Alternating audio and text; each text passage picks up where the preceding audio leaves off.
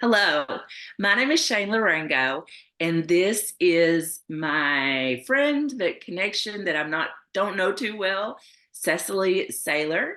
And I met her in Austin in 2017, and it was very tumultuous summer when Hurricane Harvey hit Rockport, which was a personal thing for me. I was in Austin when the hurricane came, and I heard like hurricane circling winds, but I was completely safe. But it was really a surreal experience. I had the epiphany that I finally understood what it meant when people say my great grandmother spoke to the redbirds. And I went to an event, and I can't even remember what the event was, but Typewriter Tarot was there. And Cecily was the person who I went up to who gave me a 3 card reading. And I don't remember much about that reading either, but I do remember that I chose one card that kind of, to me, showed me, what was going on in my life. And when I chose that, then I received that card and a typewritten letter from Typewriter Tarot in the mail. And the timing of that was perfect. And I chose the Fool that came up in my reading. And so it has been 7 years since that meeting. And I have since found out that that was when Cecily was just starting out with Typewriter Tarot. And I was back in Texas. I live in the Pacific Northwest now for about a month. That was bookended with me being at the Texas Storytelling Festival, telling a very challenging story called Me and Medusa that interwove a personal narrative story for me with the stories and the mythology of the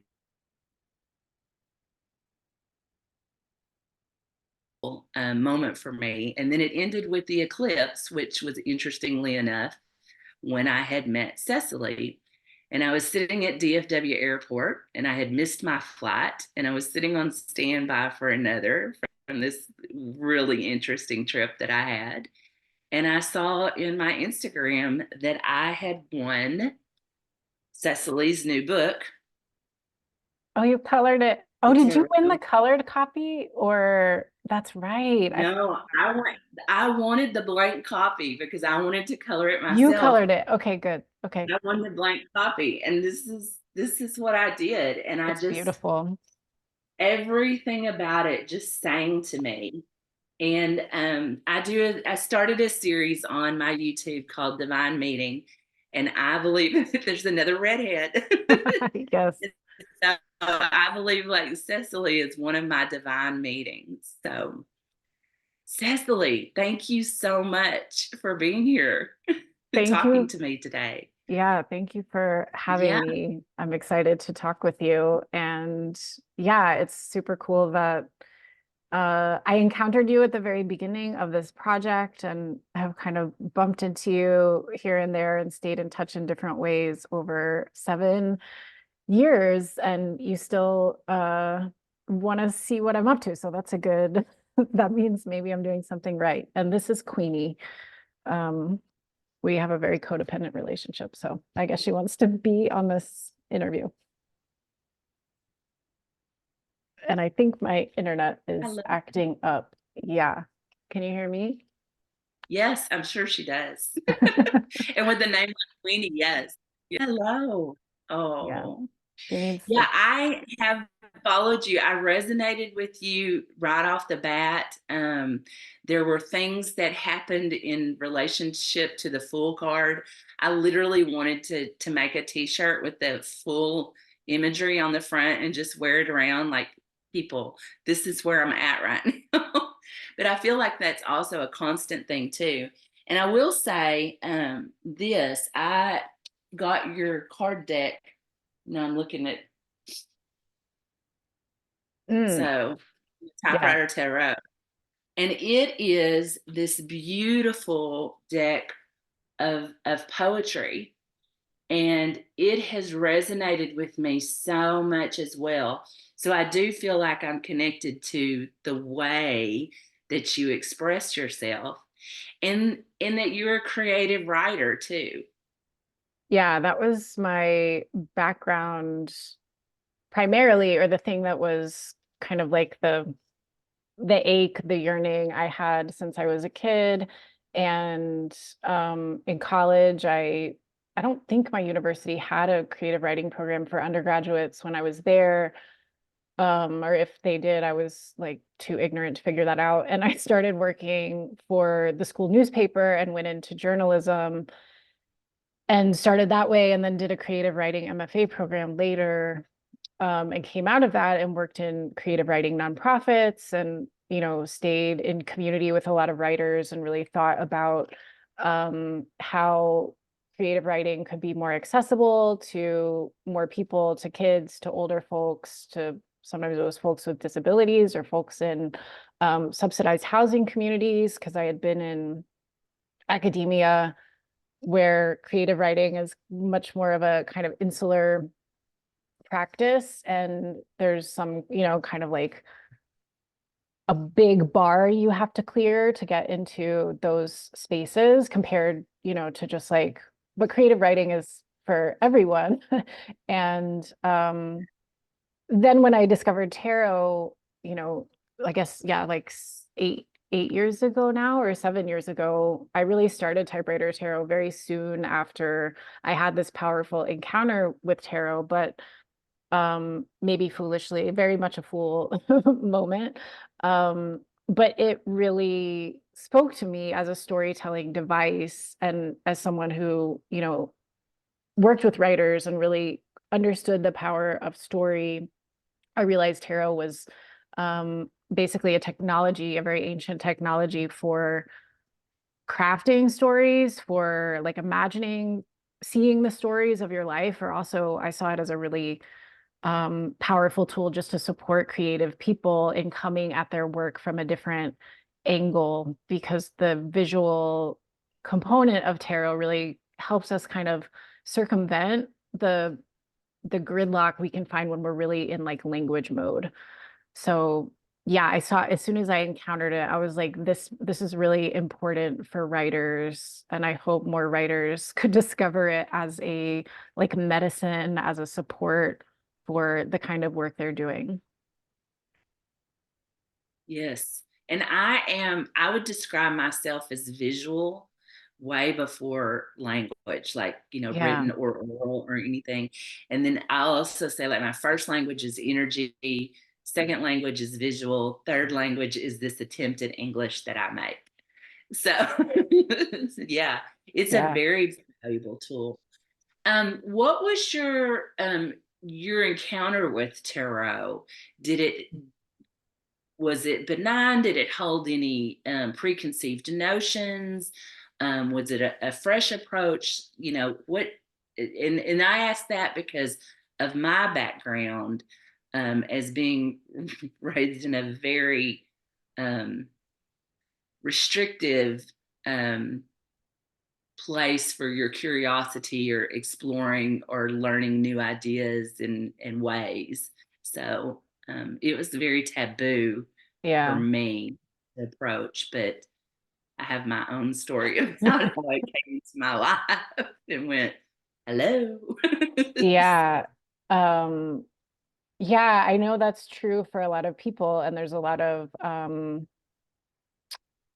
stigma if you're like, in certain pockets around like using something like tarot. And actually later today, I'm gonna go see this horror film called Tarot that's gonna like make tarot look very scary. And we're gonna do a podcast episode kind of like WTF with this movie. But for me personally, I grew up in a kind of like religiously neutral environment. Like my parents they both grew up in Texas, so they had been either, I think both of them, to Baptist churches, but they weren't really practicing as adults. And I think, as they got older, even before they left home, they maybe weren't super they weren't imposed upon too much, I think, to go to church.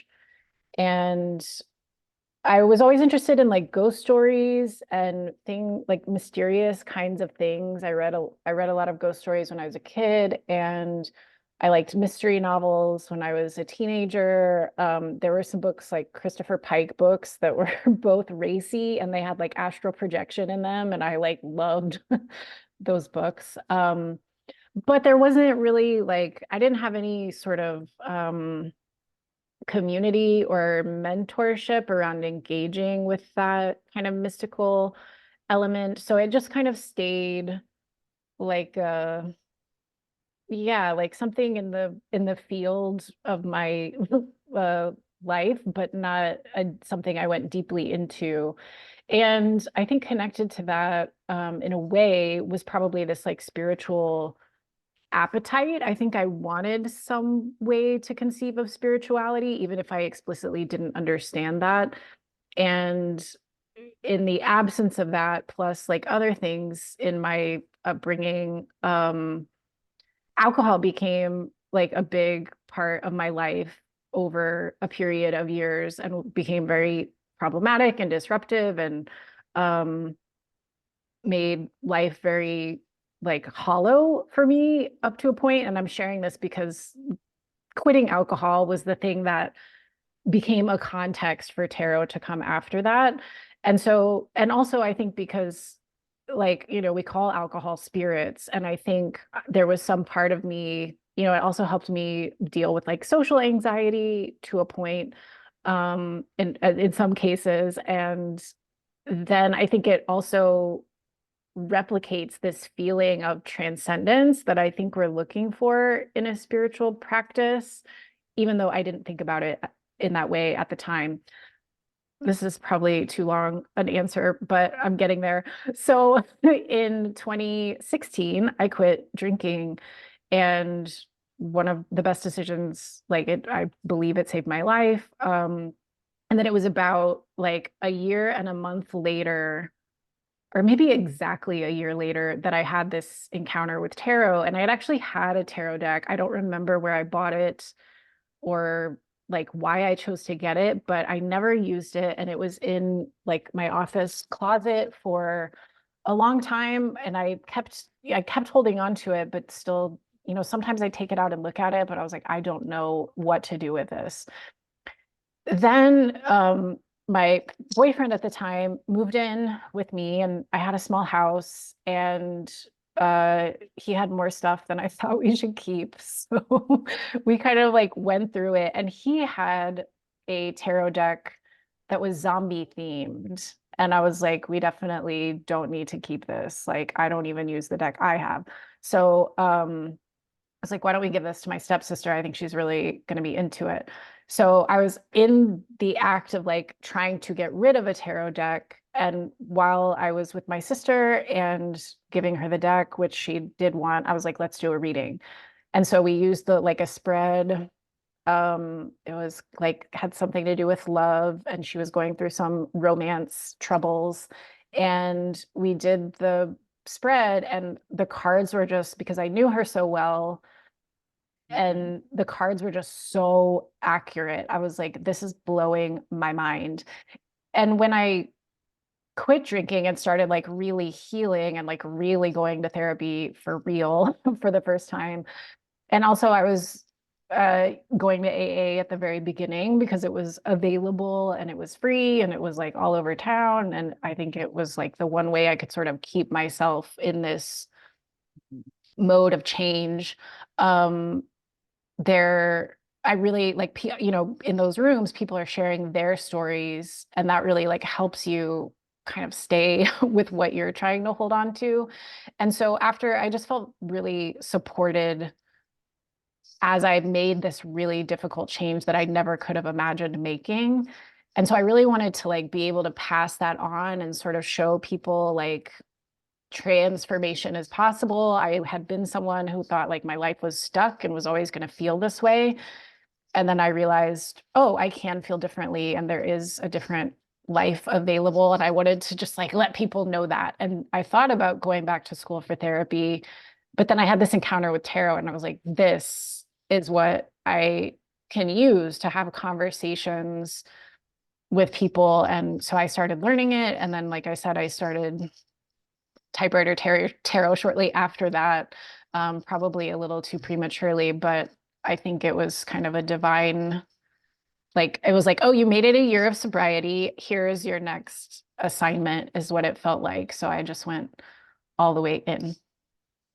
Yeah, and I have to say that I'm very grateful that you started it when you did, and don't second guess that, because if you hadn't, I probably wouldn't have met you at the very beginning. That's And that true. has, I mean, I can't tell you enough about just the wisdom that you speak, the frame, the energy that you speak from, like the frame that you have for it, um, your commitment to social justice, your commitment to understanding the value of life in all of its forms. Just there's lots of things about you that make this so accessible.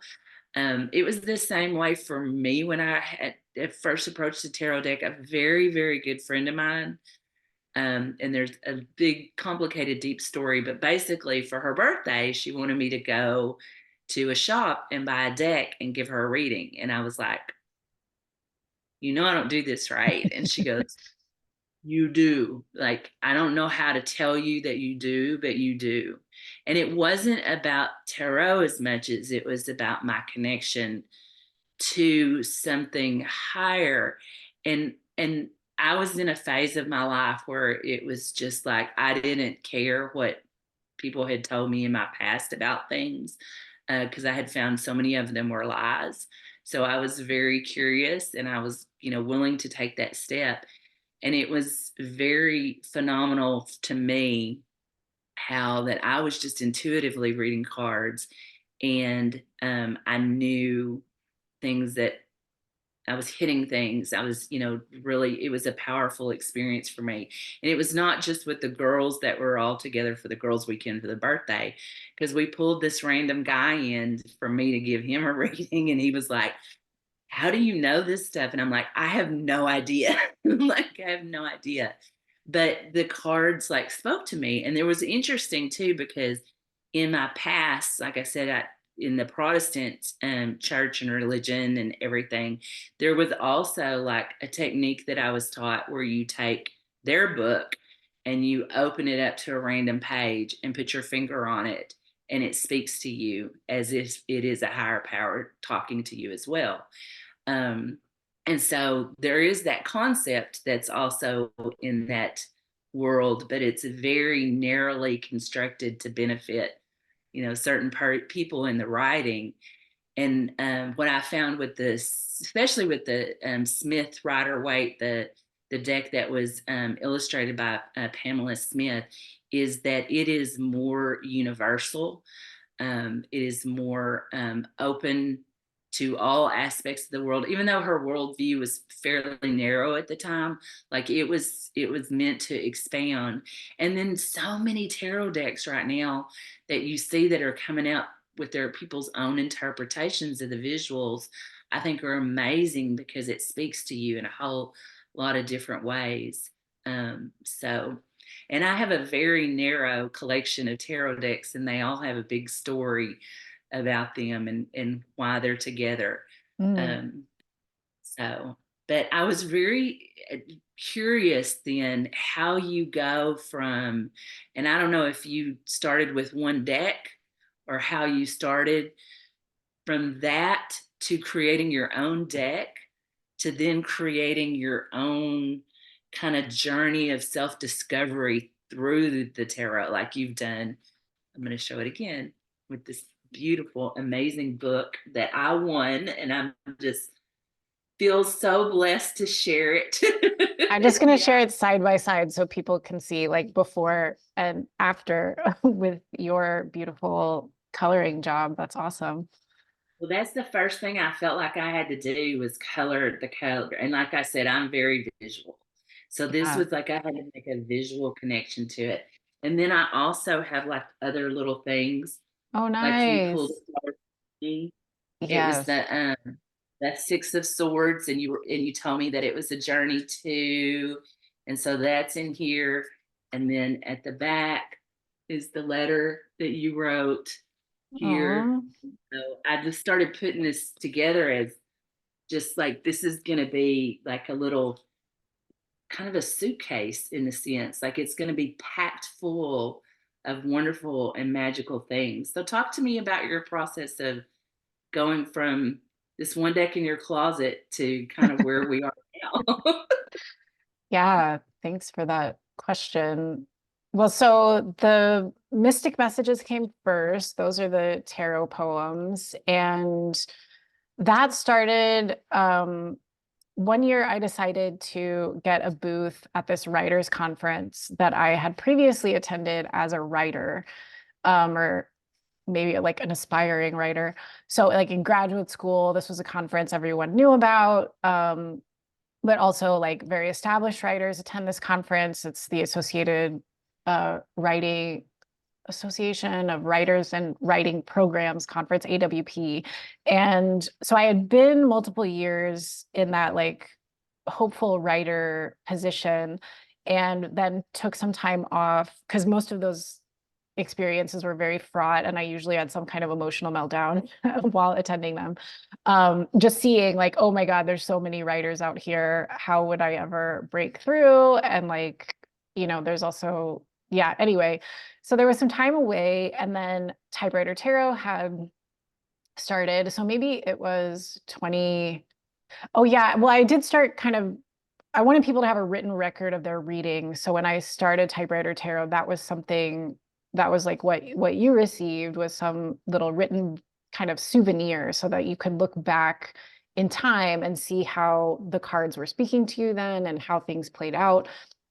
So then maybe it's like in 2019, I decided to go to this conference and get a booth for Typewriter Tarot, and we would do readings for people because I also knew I was like, if I was having an emotional meltdown every year, there's probably some other writers who are having the same issue and they could really use a tarot reading. So let's go take tarot readings to them. And I didn't really know how it would be received because the book fair, like the exhibitor space, is a lot of writing programs and literary journals, basically. But I was like, tarot's going to stand out because like we're going to be different. So I went, but I also thought I want to have something else to like zhuzh it up, or like that people can take away and sort of remember us. So I got together like the group. I imagine Typewriter Tarot as a collective from the beginning so that we could do tarot for events, and serve more people. And there were some other women I knew who were getting into it. So I gathered them together before the conference, and we started writing like little, you can see these are like 4 by 6, I think. So, but we started writing tiny like verses on this size of paper, and then we folded them up and we put a sticker on it to seal it. And we just had this basket of them.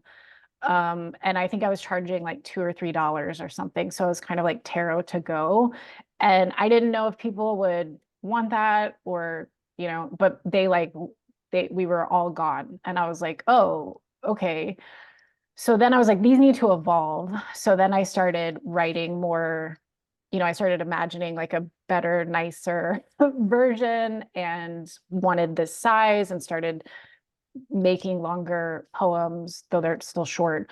And that's how the Mystic Messages were born. So people can order them like just individually. And if you order one, you can either like request a particular card that you've been pulling a lot, or a card that you want to connect with more, or you can leave it to me and I'll pull a card for you and then send you kind of like the randomly pulled card. And then you can also get the whole, then I was like, well, these could be a whole deck. So then I made that. um, and then, so those have been selling, over the years. And it's really, I like the idea that in such a digital world, that like these, I try the paper, I think is pretty nice. It's like a nice linen paper. And you get the card with it. And the cards I get from used decks I buy, like usually from half price books. So you get this piece of mail that has something mystical inside. And I love the idea that the poems have kind of like spread out around the country, and they're, homes here and there. Some people frame them and save them in different ways, like you did. And so that just feels like really nice that there's a kind of like sort of seeds being cast across the lands. Um, and I feel like why did I kind of like losing my train of thought? But should I talk about the book now? Yeah, well, Sorry. let me just add into to this deck, because this is also a deck that when I would do events or things with the kind of the practice that I do for people, I contacted you and said, "Hey, is it okay if I read?" Like, because it was so profound to watch people, and I know it's kind of hard to see people when you're reading, but to watch people listen to your poetry in explaining the energy, because that was one of the things I would do with them is like, okay, let's do an energy check for this group event that we're hosting now. Because everything, even if you do the same kind of event, the people, it's dynamic, it always changes. And so you were like, absolutely. And, like put the link of where they can get it, because I know I've sent people to get this and they've got it from you, because it is part of my daily practice as much as I do my daily practice, because there are days that I don't, but it does, because the words for me help me see it in a different perspective than my own. Hmm. And that and but that I've chosen you and what you've created is also really powerful for me, because it's coming from someone that I also admire and respect and trust. Does that make sense? Like it's just it's not just a deck, it's a deck that, I mean, it does have a life of its own. Don't get me wrong, but Yeah. it's also something that came from your heart and your space and your energy that really, really resonates with me. So I highly Thank recommend you. this, by the way. Thank you. So yeah. Yeah, and I kind of wanted this to, even though like I love, and I think the imagery in tarot is so powerful, I thought this was a nice complement, assuming I'm sure like anyone who would have buy this deck would also have a visual tarot deck to kind of bring them together and help Mhm. feel that energy of the card instead of just like checking the guidebook to see what it means. And in crafting these, I didn't write every single one of them. Some of those women in the collective like also wrote some of these.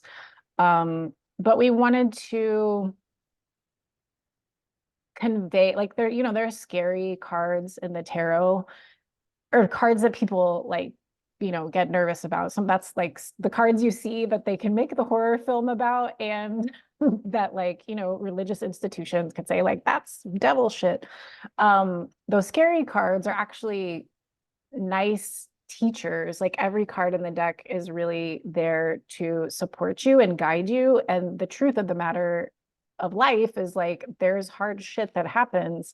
And it's a question of like, how are we going to navigate that? And how can we step back and see that sometimes those really difficult moments are facilitating our growth and our liberation in some way, like helping us let go of things that do not support or serve us anymore. So we wanted the poems, especially for those difficult cards, to convey a sense of like support or holding, or like, this isn't as terrifying as it looks. There's a opening here for you. Mhm. Yes. And I think it's really interesting you talk about the film and like people using like that negative aspect of tarot to like demonize it. But if you look at their text as well, they're full Yeah, right. of wicked and evil, and you're like, you know. And one of the things that I found from a personal study of like my spirituality, because I realized like I've been on a personal spiritual quest since I was a child, and like trying to find that. Um, and before kind of I understood basically they stood for something too, but I learned about these Gnostic people in the Christian faith that really truly believed that no one could tell them about their journey, that it was truly a personal experience that they were having. And that resonated with me long before I even knew that word, or that there was a group of people in history or in the past or ancient times that felt that way, or modern times for that way. And so the idea of it being, you going through a process of self-discovery in the book, really resonates with me, because I do believe that that's what we're all here to do, is discover that connection to the divine that's within us, and figure out what we're supposed to do with that to to make life whatever. I do believe in a joyous abundant life, but it's like it comes from within ourselves, and it becomes from with what we do to serve and help the community, because while we're individuals and have a unique experience, we're also collective, having a collective, um, dynamic, unique experience together as well. Yeah, I think that's I'm glad you mentioned that. And I think that like finding like on the one hand, not having a religious upbringing was freeing, but also a little bit confusing because I didn't like identify, I grew up in Texas, so most of the kids I was around were doing Christian stuff of some kind or another. And there was a period where my mom would like pop, I think she was having a spiritual crisis, like in middle age, and we went to a couple different churches. And sometimes I would be in Sunday school with other kids, and it was like, why do you love Jesus? And I'm like, I have no relationship with Jesus. And so there wasn't this concept, or there weren't any models for having your own sense of spiritual identity that was not already formulated somewhere else. And I think you're right. Like the reason that we're here is to like learn about ourselves and use what we learn to kind of guide our life and not just like follow the instructions that we're given. But we get so many instructions that it's difficult to really know ourselves. But that's what kind of started happening for me once I quit drinking. I really had to like get to know myself on a deeper level and also reimagine who I was and like connect with parts of me that had been really buried under like the addiction part. And so, but it's confusing. Like we're not one fixed identity for one thing. Like we're always changing, like we're watery animals and we're even though we live on the land, but we're made of a lot of water and we're always like growing and evolving and getting older and learning from our experiences. And so as I became, as I started reading tarot and then started coaching people around creativity and spirituality, I think the bedrock of all of that stuff is who are you? What do you like? What do you need? What are your desires? Where do you need boundaries? Like what's in your life that's working against your selfhood? And how can you I heard a great quote. It's like, if you don't know who you are, you can't be yourself. And I think being yourself is what we're here to try to do. And there's a lot of friction working against us to do that because who we are is not in conformity with like the mainstream world that we see. There's a little rebel in a lot of us. Yes. And that mainstream thing tries to like consolidate the power in a power over paradigm. Like we're going to tell you how to think, feel, act, behave, even regarding yourself, your thoughts, your body, your direction in life. Yeah. And that is not the spirit of this realm that we live in, this like this dimension, this planet, whatever you want to call it. That is not the spirit of this here. It is definitely a more balanced approach with just the freedom of thought and the freedom of personal autonomy and body autonomy. But also, like, there's a lot of healing that needs to be done for those traumas that have forced us and oppressed us in just even the minor things that we think of as our day-to-day activities that we have to commute to work. We have to punch a, clock from 8 to 5. We have to, go to this, thing. And yeah, we have to call it, Tuesday. So like, that Yeah. kind of thing is like these so many forms have been pushed upon us that we don't even think about anymore. And it's scary to free yourself from those things. Yes. Um, the story that is I call it my near death experience, because I was on a plane and I had just, you talk about jumping into things, like I wanted to jump in too because my curiosity is just crazy. And I ended up having an opportunity to speak to a divination class at an Ivy League school on the East Coast. Cool. And I took it because I wanted to talk to them about, look, I've had these experiences, I've been shut down with these experiences. You've given me an opportunity to talk about these experiences in what I presume to be a safe place. I would really like to have this conversation. And it was just such an amazing cathartic moment for me.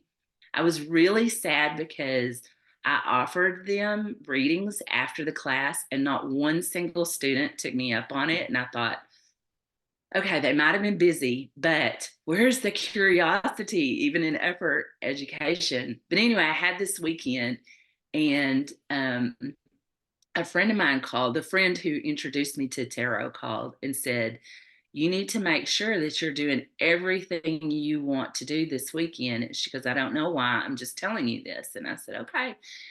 And so I had this weekend, and I thought, with everything that was going on, and, that I did what I wanted to do for the most part in the confines of where I was for the weekend. And on my flight back, we were about 45 minutes into the flight, and we turned around to come back, and it was night and we couldn't see out. And I felt like the plane was rocking, but you can't really tell when you're in the air thing. And when we got low enough to land, I could see the lights of the world, and the plane was literally, this might not end well. So, and I did like this check of my life. It was like, okay, if this doesn't end well, what do I have? What are my regrets? What's my last phone call? Do I feel like I've lost my salvation by going and talking about tarot and divination and like, Mm. that kind of thing? And I'm like, I felt so at peace. And to me, that was just a validation that I wouldn't feel this way if I weren't heading in the direction of my truth that I get to have. I mean, so just it's my natural born right to pursue, my own understanding of the world that I live in. And I just claim that and just feel that. And so I'm very glad that we traveled on this journey together. So tell me more about putting the this book together, and then what you kind of see the way that it's used, and then I'll kind of talk about what I told you before we started, if that's okay, about kind of a Yeah. vision that I see for it, and what you we have to say about that. So Yeah. Um, I love that story that you shared, first of all. And yeah, it seems like the universe kind of giving you this, like, you did this thing, you made yourself vulnerable, you like chose a different path on this weekend and you embraced it. And then there was this like, let's make you review your choice and show you that feeling of following your intuition. And like intuition, I think, is so important. And that's part of like knowing yourself and learning how your intuition can guide you, because it will not take you in this linear path the way that the constructed world sort of presents everything as like an upward moving line that we should all be, a trajectory that we should be on. Intuition will meander and allow and take us on these deviations that force us, like if it feels like weird and you're worried that it's like not what everyone else would do, that's probably means it's your intuition. But it's really hard to connect with that, or to know how to start connecting with that, if we've been like overachievers and people pleasers and kind of like perfectionists trying to get belonging through performance and success, or like doing things the right way. So once you're like, well, this isn't feeling that good anymore, what would intuition even look like? That's a whole process of kind of figuring it out. And I realized tarot was a great device for getting us to get closer to that feeling. Um, so I'm just glad you said that. And then to answer your question about the book, it was kind of, the origins of this were similar in a way to the origins for the Mystic Messages. This kind of like, there was some occasion and like, oh, let me create something. And this was the idea I had. And then it kind of evolved. So a couple years ago, I started teaching workshops on each of the suits, and we would kind of go through all the cards in that suit. And I had questions to kind of help understand the cards versus like definitions, like fixed definitions. And then I decided to create for each of those workshops, which took place, several months apart over the course of like a year and a half. But for each class, I made a like PDF workbook of journaling prompts for each card. And then I had, taught the four suits plus the major arcana. And then I was like, this could be, I could bring all these journaling prompts together. And I was also kind of doubling down on the like feeling the embodied benefits of journaling. Like once there was, so Typewriter Tarot was a side hustle for like the first 5 years. And then I was laid off from a job and decided, okay, I'm going to try to take this full time. And that was like the first time I had time in my day to really have a more regular journaling practice. And even though that was something I had wanted to do and had done intermittently, so I started doing morning pages from the artist's way, and it was really important in like making that transition from working 9 to 5 since, for most of my adult life, to like having my own schedule and running my own project. And yeah, so I would like, I'm like, okay, journaling is the shit. Like everyone needs to do it. It's really, really helpful. And so then I had these collection of prompts. I was like, let me make them into a book. And so I should have grabbed the other version, but the first version was like about this big, and it had no artwork in it. And like now the prompts are kind of, well, that's an illustrated prompt, but here the prompts are like, there's space between each one. So you move through them progressively. But in the first book, they were all just like lumped at the top. There wasn't that much space to write. I encourage people to buy a separate journal to like work in. And then I really like, knowing, I was also like, is this something people want or need? Does it have the benefits that I imagine it has? So I created a pretty affordable like group experience around that book so I could kind of be with people as they were working through it. And I found they were doing like amazing things with it and having like really great experiences. So I was like, okay, let's take it to another evolution. And in working with that group, I also realized there was one person in particular who was doing a lot of like visual journaling with the writing. So making collages and printing out pictures of the cards and like taping them with washi tape or other adhesives into the journal they were keeping. And it made this incredible, like, it just like hadn't occurred to me that that's another approach. And so in this one, there's more prompts for like you to draw. You could see in that page I just showed you, I had done a drawing. So there's drawing prompts or collaging prompts or opportunities to visually create in addition to the writing. And then I wanted the book to be more visually stimulating. And so I worked with an artist who's a friend of mine who has actually been part of my healing journey because we met in group therapy. And we were in group therapy for like 3 years together. And so, yeah, he made, art for the book. You can see like this one is the prompt for the Knight of Swords, and it's got like a skater dude. And, here's one with some love notes. Oh, this is one of my favorite. This is the Three of Pentacles with some crows. So these are places where you can just color, but also help you. A lot of the illustrations are nature-based. Yeah, that's the Temperance. There's a whole coloring page for Temperance. And I really wanted to emphasize nature and not do a lot of human figures. So that's how this one came to be. This one really struck with me because someone told me when I came up to the Pacific Northwest that the great blue heron was going to be my spirit guide to come up here. And I had no idea what that meant and maybe still couldn't explain it to anybody. But I have a great blue heron that spends the summer out in front of my house. And I think that's just really interesting that, and this was a page that I flipped to this book as well. And I'm like, oh, she's here too. She's here too. Yeah, I've So had a I love connection well, I have a big love of birds, but I've also had the great blue heron be like a big spirit guide. So that was like intentionally placed and asked for in that illustration. So there's another little connection we have. I want to explore that more at another time. Yeah. so So I'm learning about that as well.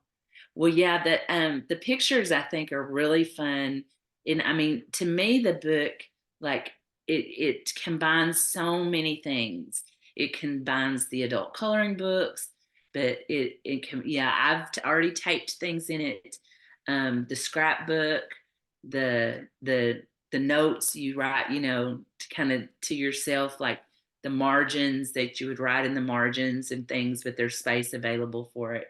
So I love the way it's put together and designed.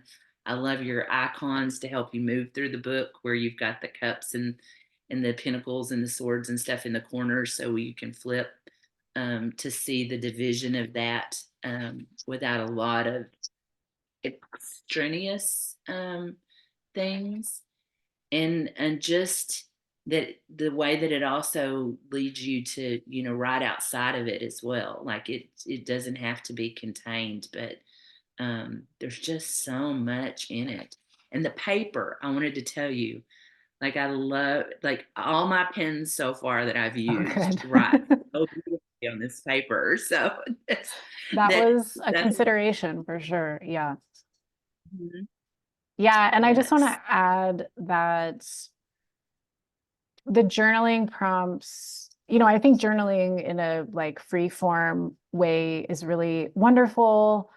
Um, and I encourage people to do that too. And this book has, so each card has journaling prompts that are connected to the energy of that card. And having worked as a creative coach for several years now and working with people one-on-one around shifting or reimagining or developing their relationship to creativity and spirituality, the questions in the book draw from that one-on-one work with the kinds of people who resonate with what I feel like I'm here to offer. So it's kind of like self-coaching in a book that you can really move through at your own pace. Like you do not need to go through the book linearly.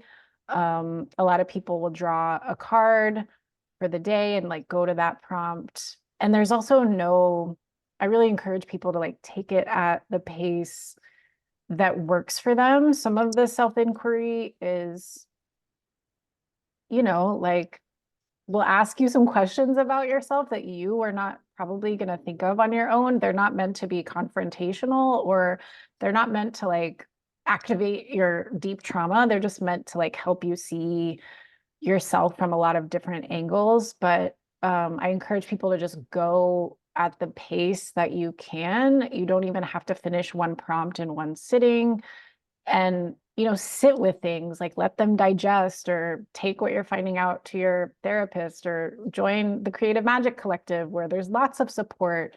for what you're doing in the book. So yeah, I just wanted to add, like, that's how I imagine people using it. But as you're going to mention in a moment, there's like maybe other, people are going to find really creative things and applications for it that I hadn't imagined. Yeah.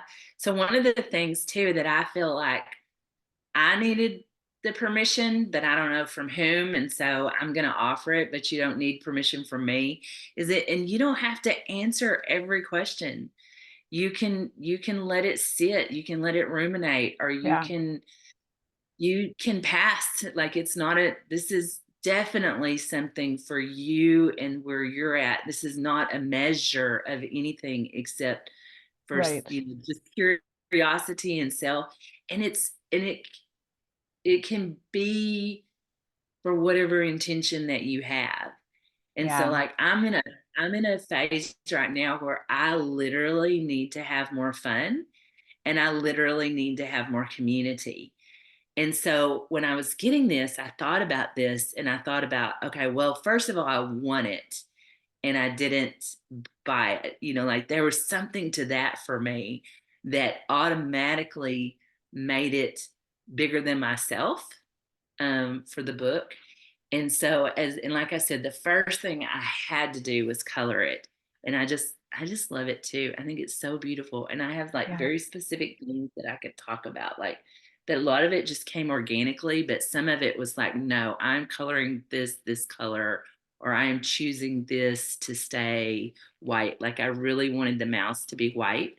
Mm, And so that the fool's dog, is not always a dog. and yeah. and I think I drew it in another place. Actually, I didn't draw it in this book, but I drew a picture of the fool walking off the cliff, but from the perspective of the other side of the cliff.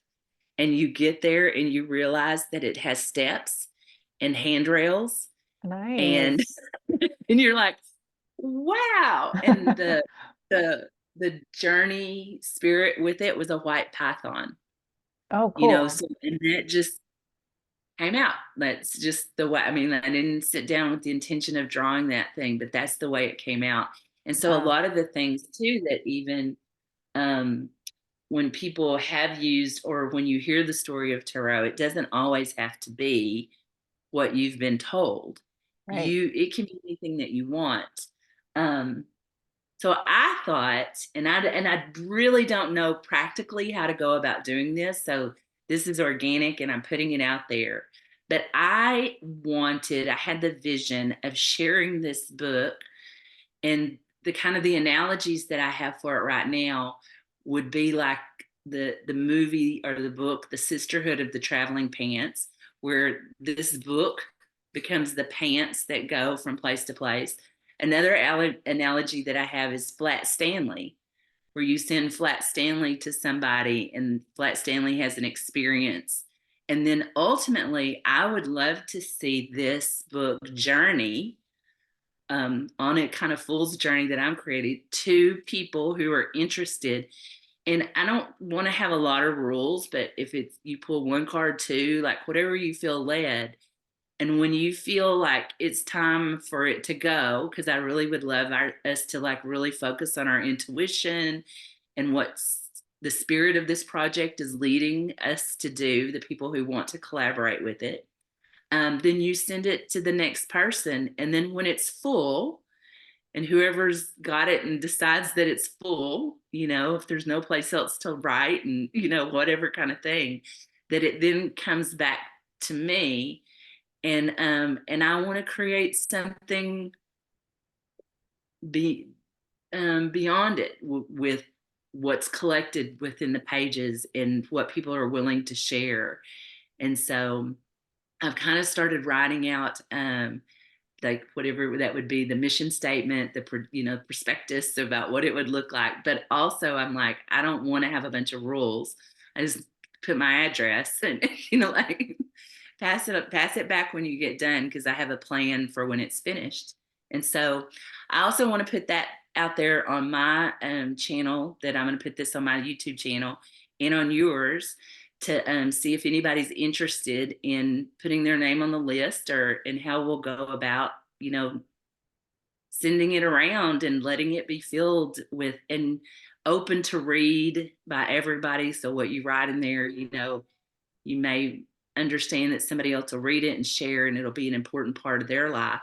And it ended up for me, because of course I started on the Fool's page, like you suggested. And I Mm. ended up drawing a cosmic egg. And I wrote, I am the cosmic egg and I am the void on it as Mm. well. And during, like I said, we had a Reiki share at my house on Saturday, and I showed this to them. And this woman that was at the Reiki share had had a vision, and I don't know if I can share it, but all of it, but part of it had the cosmic egg. And she said this was exactly the colors that it was in her vision. And there was something to do with the phoenix too. And one of the I identify as the phoenix, or have identified. And I wrote, the phoenix becomes the golden unicorn. And I had no idea what that meant, but she did. And I Wow. think that was totally like reassuring, that something that I just put in the moment, that I was like, why did you write that, Shayne? And I'm like, had meaning to someone who picked it up and read it on their journey. And I was like, oh, that's validation. This book needs to go on a journey, on its own journey. So I love that. anyway, Yeah, I'm so I'm putting for that out it. there. I think it, as you were describing Yeah. that interaction with someone in your community, it got me thinking like part of tarot's story is like our own development in the like material world, our development in relationship to like our unconscious and subconscious material, and then also our relationship to a collective consciousness. And so I think what your idea really uh connects with that part in a way that we don't always get to experience when we're working with tarot, because we're usually working with it on our own. I mean, you're getting, or if you're reading for one other person, it feels like it's between the two of you and spirit. But the way, like what you're thinking about is so cool, because yeah, there could be someone who gets the book and turns to a page that someone else has created and finds this like note or image that they've already been thinking about and feeling like, oh my God, we're way more connected than we think, and then getting to be the person who plants those seeds for someone else, and you don't really know what someone else will pick up on from what you put in there. But yeah, that's an awesome idea. And that's what's been so fun about creating different things through Typewriter Tarot is like, I really don't know, like, are people going to want this? Will it be valuable to them? And then seeing people take those and just do completely cool, interesting, amazing things with them that I would not have figured out. And I think every creation does like, has a life of its own. And it's just been really beautiful to watch that happen through other creative spirits like you. Well, it's meaningful for me too, because I really do feel like I've been in like a combination of the dark night of the soul, hermit mode, the upside down, the underwater, the hanged man. I mean, all of that kind of energy. And it has just felt so isolating and alone. Although I know what I'm experiencing, in not in the details maybe, but it is a universal experience that I'm having. And so then to come out of that just kind of raw and vulnerable, and then also know that immediately you want community, but that you have to be very wary about the community that's available today, because it's not all good for you. Yeah. So Yeah. um, where you are and what you've come to understand about your existence. And I don't claim to ever speak for anybody else, but Um, but yeah, so it's exciting for me. So I don't, like I said, I've not done anything like this before, and I technically don't know how it's going to work, and I'm probably not going to think out through all the hiccups, but I would love to get started on it. So Yeah, I I'm love that. happy to collaborate with you if that's something that you want. I think we could, I'd love to like, you know, see what happens too. So I think I it's would a really love for cool you to idea. see it. I would love to give back to you in some way, just in the ways that I feel like you've given to me, even though, you're giving of yourself, and I just happen to have my bucket in the right place at the right time. So I just appreciate you so much, and I appreciate your willingness to take the outward steps that you've taken to get your experience in front of people, to share it so that they can take what they can glean, and help move them forward, or just be the lubrication that they need to like get it in gear. So Thank you. Yeah, it means a lot. You know, you often feel like I'm not sure I know what I'm doing, but it, you know, when you hear people having a positive, meaningful experience with what you share, what you create, it's like all that matters. So thank you. well, and I also think that we're constantly on a fool's journey to one degree or another. Yeah. And so we don't always know what we're doing, because we don't We always know haven't what's done it around. before. We've never done this before. And that's the beautiful part too about like what I'm enjoying about life now that I did not enjoy about life growing up, is because it was set before me what I was going to do. And so many of those things were not interesting to me at all. So, Mhm. and I kind of like, I am, the overachiever, people pleaser, perfectionist person, because I was raised to be. So I could master those things that were put before me to the degree that I could stop doing them now, that sort of sensibility. But it's just not been fulfilling the way life seems to be fulfilling, even though it's awkward at the beginning, when you are pursuing something that comes from within yourself as a pull in a direction, and your curiosity and what you're interested in, and what books that you want to read that haven't been written, and why, when you study this thing, do they miss this glaring um, obvious thing that you think that should have been considered, and it's completely left out of the book, and i.e. women in the Bible. Mhm. But so, Yeah, I mean, that's one of the things I grew up with. And there's right. two books named after women out of all of the books. And the two examples that they give are very one-dimensional, characters in there. They're not full, robust, fleshed out, and thinking about, how you would write a story about somebody to communicate. And it's just obviously not important. They're necessary, but and only in these ways are they acceptable. And it just doesn't fit at all. Yeah, And you're reminding me, there was one summer that my grandmother sent me to a vacation Bible school, and I was probably like in fifth grade or something. And I think I dreaded it because for the reasons I explained. But once I got there, because there was just like a lot of learning, and I think I did well because I could like pay attention and sort of like put things together. And I don't think it was like too overtly dogmatic. But I remember that the one story we focused on was the story of Esther. And I don't remember much about her because she does have her own book, right? She does. Yes, she Yeah, and I does. remember that being really powerful for me, but I can't remember her story or like how it was conveyed. But just you talking about that kind of reminded me of that experience I had not thought about in a really long time.